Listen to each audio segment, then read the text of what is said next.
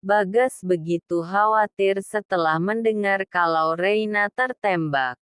Kenapa Reina bisa tertembak semuanya masih ada di dalam benak pikiran Bagas. Dan jantung Bagas pun mendadak langsung nyeri saat mendapatkan kabar Reina tertembak dari anak buahnya. Cepatlah sedikit Raka. Kenapa kamu malah mendadak lamban begini? Bentak Bagas pada Raka. Ini sudah kecepatan di atas rata-rata bos. Sahut Raka yang bingung melihat bosnya yang tiba-tiba marah. Mobil yang disupiri Raka sudah tiba di depan lobi rumah sakit milik bosnya. Bagas langsung keluar dari mobil dan berlari ke dalam rumah sakit. Raka yang melihat bosnya begitu khawatir hanya bisa terbengong saja. Karena tidak biasanya bosnya begitu khawatir pada orang lain selain kedua orang tuanya. Bener-bener ya si bos. Sepertinya si bos emang sudah benar-benar jatuh cinta dengan Nona Reina.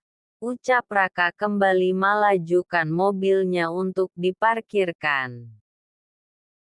Sementara Mama Rida yang menunggu di depan ruang operasi sedikit gelisah dengan keadaan Reina. Mama Rida merasa bersalah karena sudah membuat Reina sekarang berada di ruang operasi. Ma, panggil Bagas saat melihat mamanya duduk di depan ruang operasi. Bagas, sahut Mama Rida. Apa yang terjadi Ma? Kenapa Reina bisa tertembak? Tanya Bagas yang kelihatan panik. Tenanglah Gas. Mama yakin Reina tidak kenapa-napa. Ini semua salah Mama.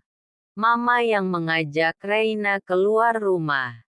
Itu semua Mama lakukan karena Mama gak tega lihat Reina di rumah terus. Tapi saat kami pulang, mobil kami dijegat oleh orang dan Reina malah tertembak saat Mama sedang melawan penjahat itu, ucap Mama Rida memberi tahu pada Bagas. Bagas yang mendengar cerita mamanya langsung menarik nafas dengan berat. Tapi Mama gak kenapa-napa kan? Tanya Bagas kemudian yang khawatir juga dengan kondisi mamanya. Mama gak kenapa-napa sayang. Kamu kan tahu ilmu bela diri Mama gimana? Sahut Mama Rida masih bisa menyombongkan dirinya. Bagas hanya bisa memasang wajah males mendengar ucapan mamanya. Raka yang sudah selesai memarkirkan mobilnya, langsung menyusul bosnya. Bos, sapa Raka. Bagas dan Mama Rida langsung menoleh ke arah Raka. Selamat siang Nyonya, ucap Raka saat melihat Mama Rida. Cek, kau sudah berapa kali Tante bilang? Kalau panggil saja Tante. Karena aku sudah menganggapmu anakku juga. Tapi otakmu itu sepertinya sudah tumpul.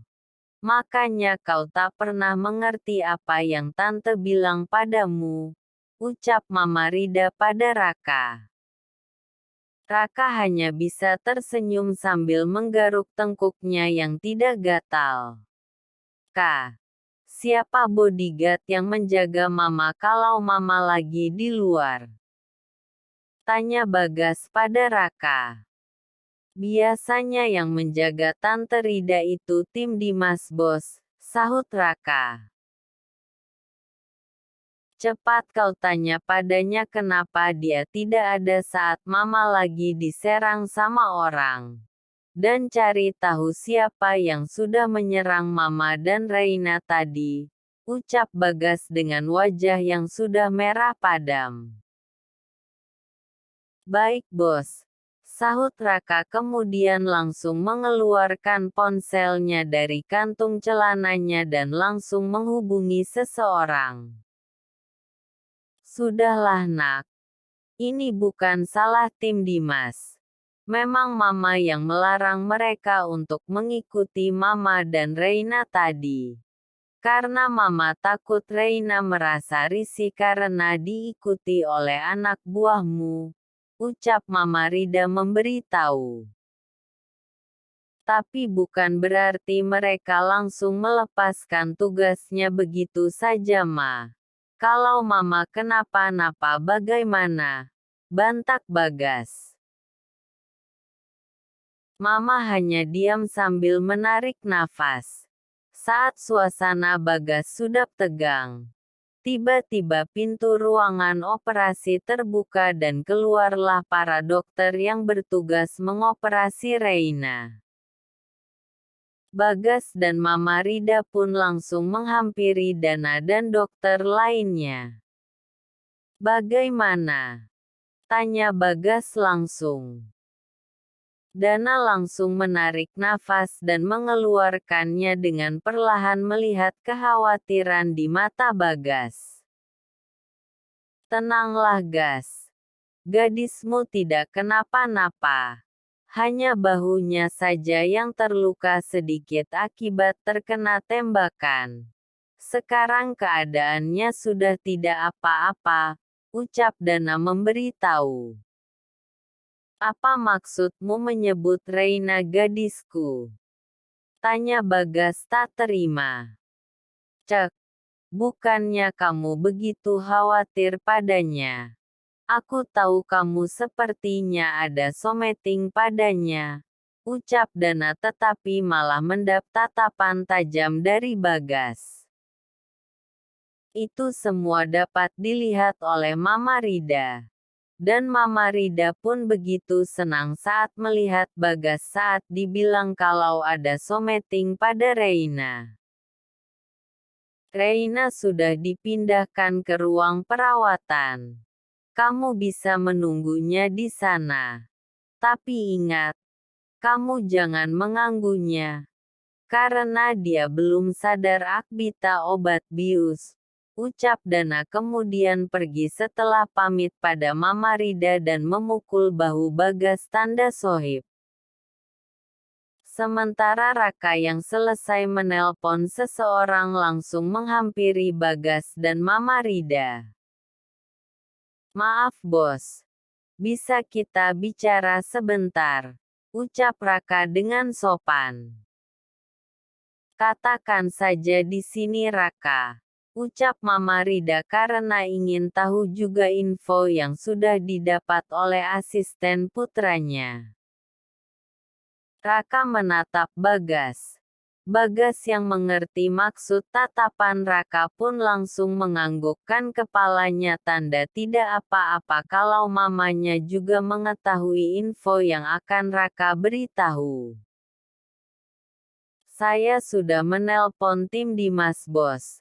Dan dari info yang saya dapat dari mereka, kalau orang yang menyerang Tante Rida dan Nona Reina tadi adalah orang suruhan Siska yang tak lain adalah saudara tiri Nona Reina," ucap Raka memberitahu.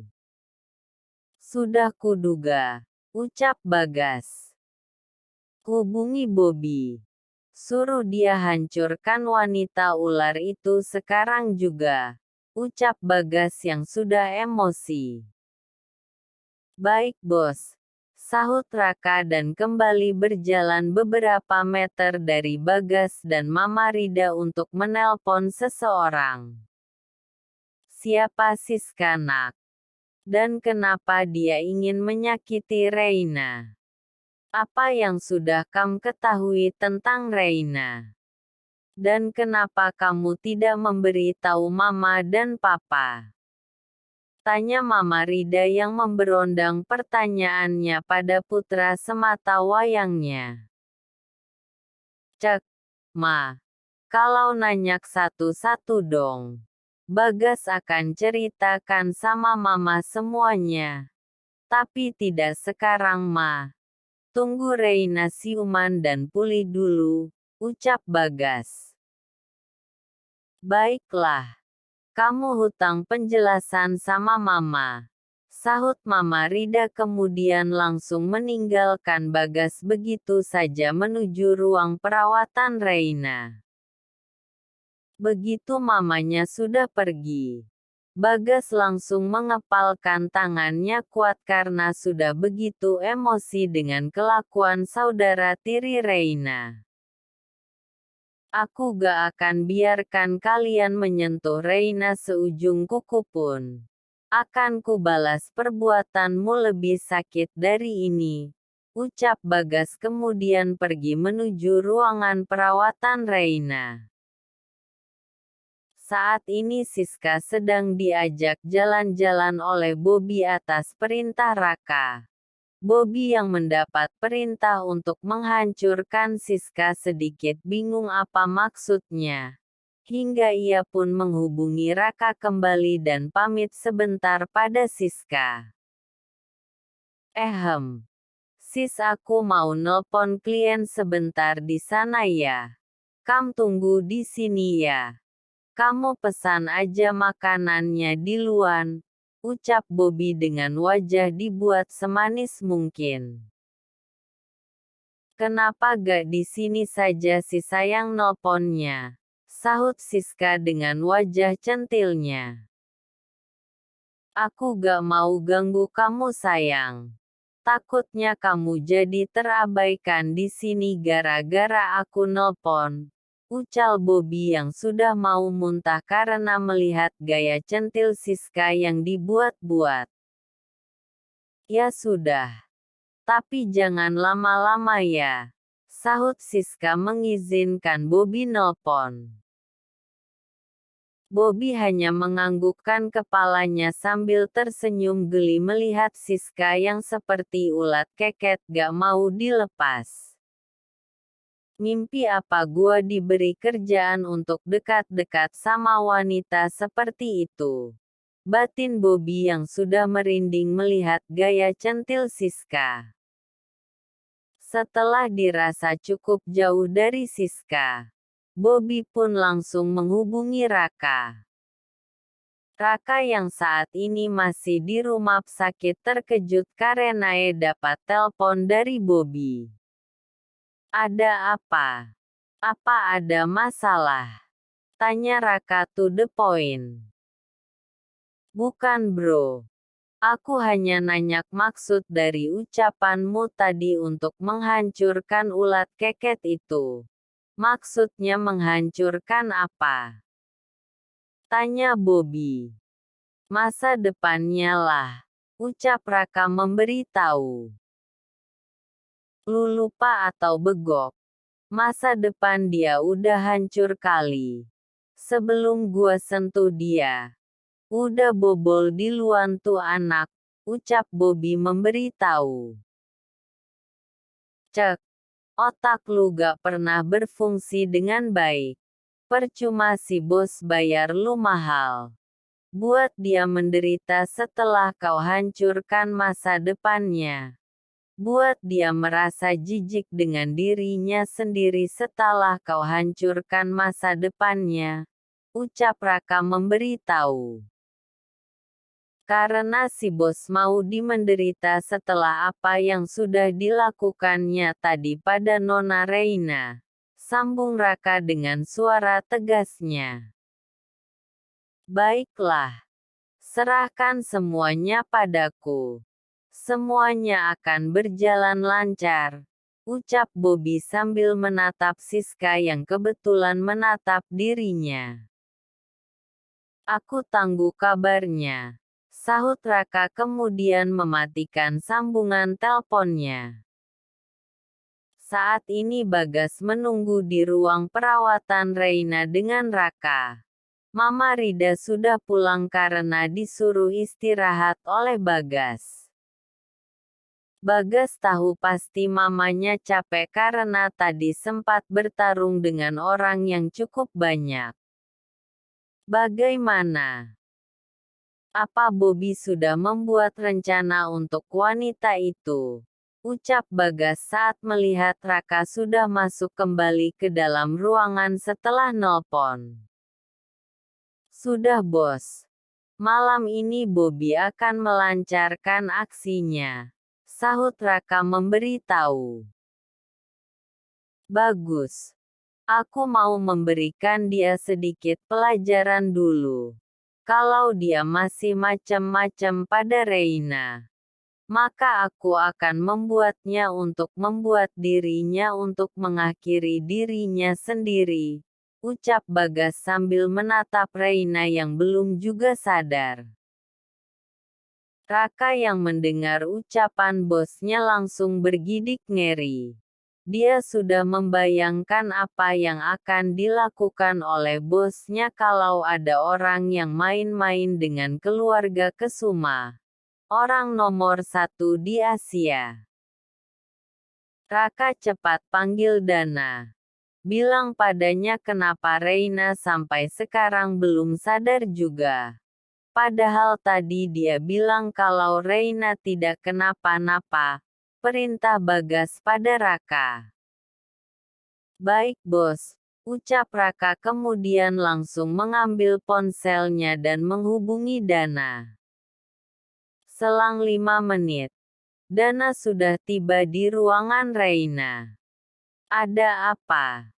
Tanya Dana saat sudah berada di ruangan Reina. Kenapa Reina belum juga sadar? Kau bilang dia tidak kenapa-napa. Ini sudah hampir 3 jam, ucap Bagas dengan menatap Dana dengan mata elangnya. Cek, kau ini. Gadismu nanti juga akan sadar kok. Tapi sabar dong. Saat ini dia masih dipengaruhi sama obat bius.